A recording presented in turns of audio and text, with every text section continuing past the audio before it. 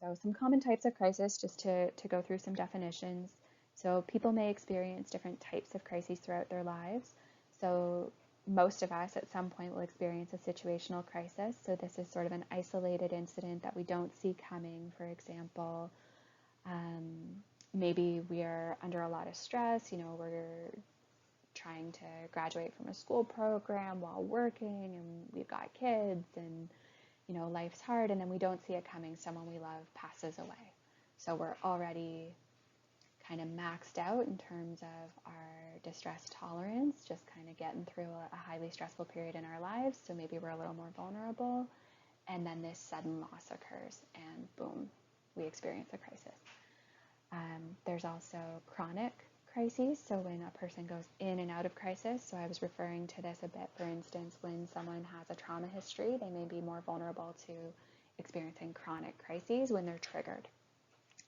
Similarly, if someone has complex mental health needs, they may experience points of crisis particularly if they have what we would call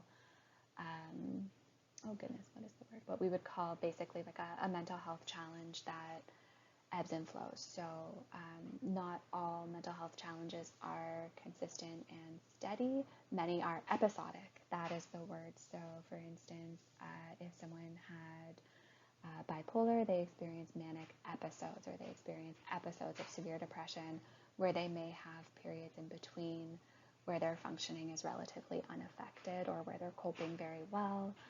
If someone has, say, for instance, schizophrenia, they may have periods of time where they're in treatment and they're getting counseling and they're taking medication and they have a good routine, but the medication maybe needs to be adjusted. Maybe their routine gets disrupted and that they are very vulnerable to these disruptions. So they may experience chronic repeated crises when there are changes to what was working for them. Another type of crisis is transitional. So where, excuse me for a second, I'm just going to pause while my dog makes weird noises. Sorry about that. The dog's fine, by the way. You can probably still hear him a bit, but the door is closed now. So a transitional crisis is when there are changes in the demands that we experience, or there's a change in our ability. So maybe something that I formerly was able to handle, now I've experienced an injury and I can't handle it anymore. I can't do it for myself anymore. And so I may experience a crisis. Or perhaps I was doing very well throughout my adolescence, living at home, and then I move out on my own for the first time and I experience a point of crisis.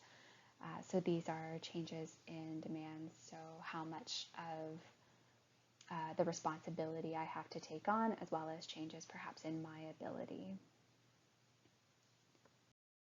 So, what are we talking about when we talk about crisis intervention? So, our goal when we're intervening when somebody is in crisis is to provide fast support. So, we want to get in there, we want to help the person to prevent the crisis from getting worse. We want to help get the person grounded and calm. So, we want to return them to a calmer state. Probably to be completely calm would be unrealistic. And we want to try to use the situation to get a sense of what that person really needs, what resources are going to help them out of it this time, as well as prevent it from happening again in the future. So, for instance, when I worked at the crisis line, I would do a risk assessment to determine sort of level of risk, level of safety. Often just even providing calm, caring connection was enough for people by the time they were done answering those questions, that they were feeling like they were doing something productive, they were getting help, and so they would start to settle in and calm. And then we would be able to speak a little more at length about what it was that was going on in their life, what resources they might need to get through it. So do they need ongoing counseling? Do they need to talk to a lawyer? Do they have personal supports that they can access, friends, family, community center, community resources? And we would take this information about kind of their risk level, do they need a safety plan, their sort of treatment needs or their support needs, I should say, and come up with an action plan to make sure that they have access to the resources that they need and some concrete next steps. And then if they were at a risk, then we would also be talking about ensuring that we had contracted for some follow-up to make sure that they stay safe and that the crisis didn't recur or escalate after our conversation. So some more on interventions. We want to make sure that we're assessing the kind of access to resources people already have. So what's in their life? What are they aware of? What are they using? What are they not using? We want to talk about the safety of the environment that they're in. So are they at risk either from themselves or from others? Or are they in an unsafe space? So for instance, if somebody doesn't have secure housing, if someone is maybe in a home where there is violence taking place, even if it's not directed right at them. If they're a danger to themselves, how many risks are there in the environment? Do they have a plan? Do they have access to the means to complete that plan? So if someone's thinking, for instance, that they would, jump off of a balcony, but they live in a bungalow, that's very different than if someone says they're wanting to jump off a balcony and they are living in a 20th floor apartment. We also want to look at, what are their daily routines? Are there things that are triggering them and making the crisis worse? Also, are there things that they're doing that are really helping and kind of keeping them grounded, distracting them, keeping them calm, keeping them moving forward? So we want to build on the strengths. We want to reconnect any strengths that they've temporarily stopped accessing while they were having difficulty coping. And we want to make sure that we are identifying and planning for problem areas. Similar to access to resources, we're talking about supports available. So access to resources can be things like finances, legal support, counseling support, even things like internet access, food security, housing. Whereas supports available, we're also talking about, sure, counseling support, but also personal support. Do they have friends? Do they have family? Who knows that they're having difficulty? And that really increases safety. The more people we wrap around, the safer and better supported the person is. And we're always going to tailor safety plans to that person's unique experience because it's really not meaningful if we just have sort of an ABC, you said that you had suicidal thoughts, so here's a crisis hotline to call if they get worse, done. That's not what we want to do. We want to make sure that people have access to 24/7 resources, but we also want to make sure that we know who the people in their lives are, what their interests are, what are the things that they are actually willing to do when they're feeling overwhelmed.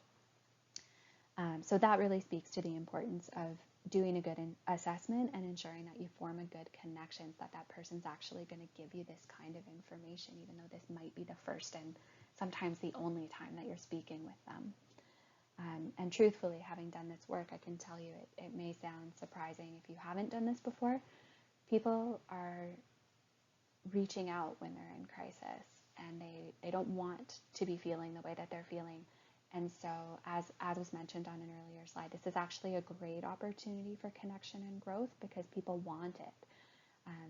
Even those who initially present as reluctant, they're there, they're talking to you. So it really is an opportunity for growth. And I do find that people do give us the information that we need to come up with some meaningful support plans. So how common is crisis? How many times in people's lives are they going through this? How many people go through this?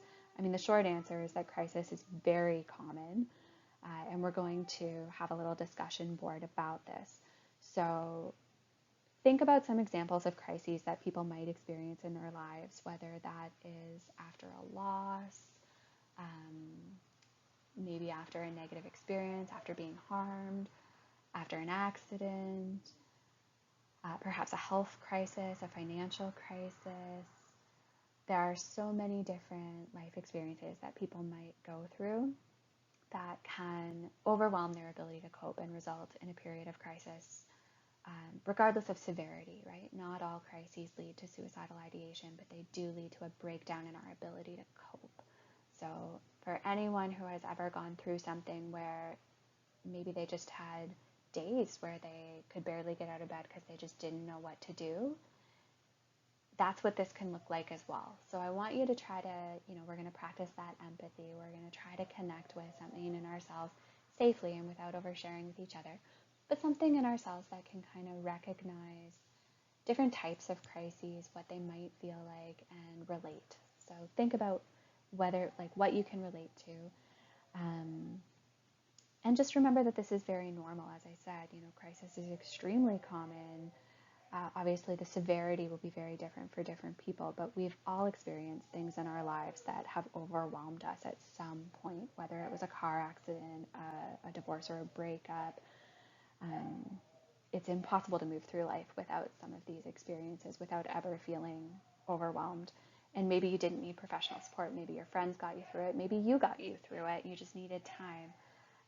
But invariably, we all have some of these experiences. So I want you to think about what you know now that helps you understand why it might be a crisis for one person, but not another. So something that, perhaps you might have experienced that was really difficult for you and maybe wouldn't be as difficult for someone else, or something that you've seen somebody else go through, where you recognize that it had this huge impact on them, and that's valid. But in your own life and in your own experience, you would have been able to cope with it because maybe you had more resources, for example. So these are some of the things that we're going to talk about. I'll have a question up on the discussion board, and there's no points attached to it, so it's voluntary, but I do encourage you just to support each other's learning and contribute some thoughts on this, okay? So that's it for part 3. We're going to head to the Blackboard. The discussion board will be up there. I'm going to leave it up, well, forever. And we'll move into part 4, so you don't have to go to the discussion board right this moment, okay?